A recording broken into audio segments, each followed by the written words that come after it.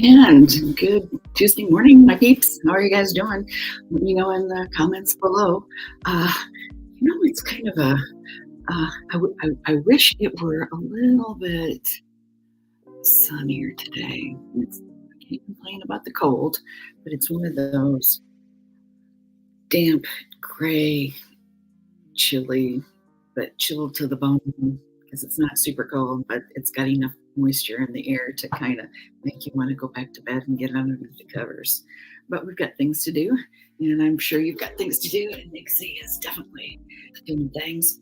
When she's like this, a lot of times I put my hair up here and put a little, you guys can see it, I got a little bun placeholder in my hair.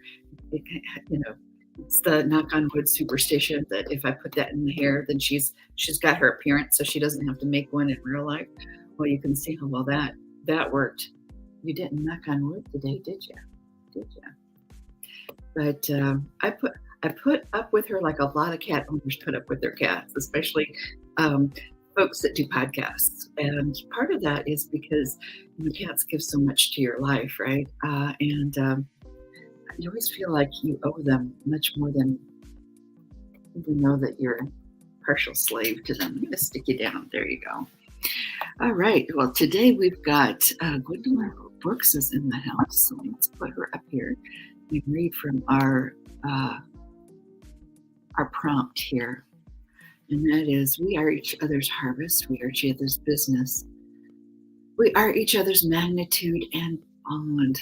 And of course, Gwendolyn Brooks, we're still celebrating or observing.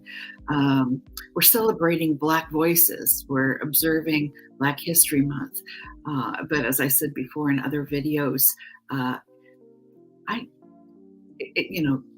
always mixed in a diverse group of voices. I had to go through my whole line to try to pick out, oh, yeah, these are Black voices, because to me, we live in a world that is so rich. It needs to be mixed up so that we don't just hear these wonderful voices 1 month out of the year, but they're mixed into our everyday lives. But I'm all about bringing the spotlight to them for the 28 days that we do have to do that nationally.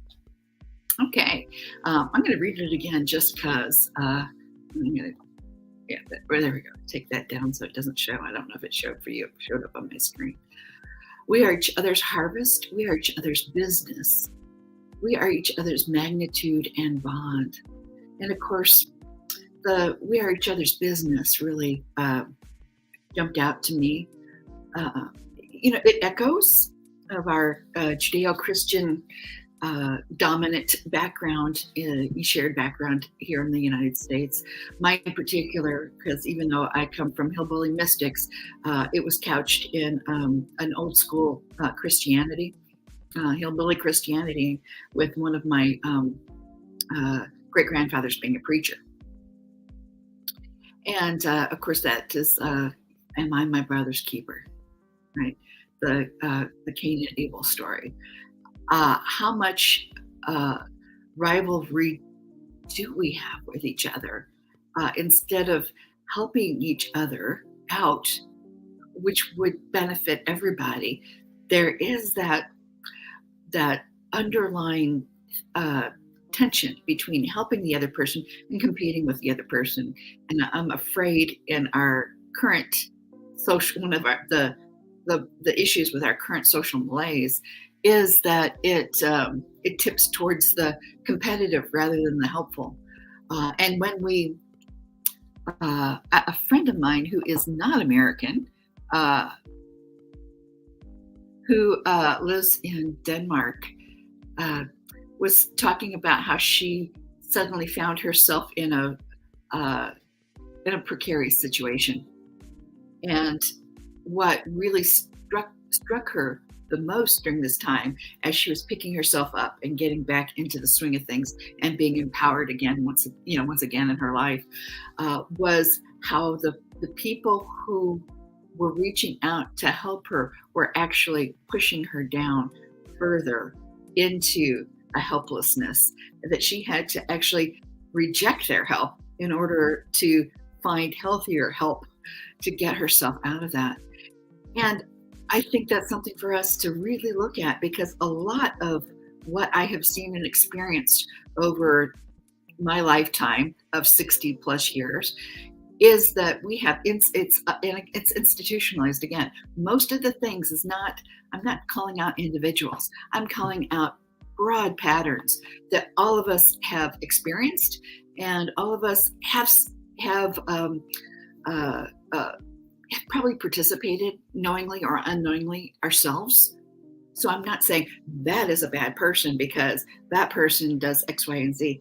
It's the water that we're swimming in.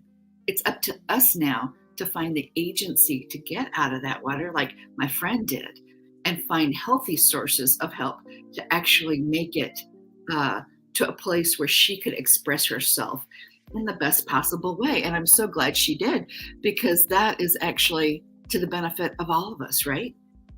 It's to the benefit of all of us to see our friends and our neighbors not as competitors, but to see them shine to the fullest that they can shine. Again, ironically, I was at a empowerment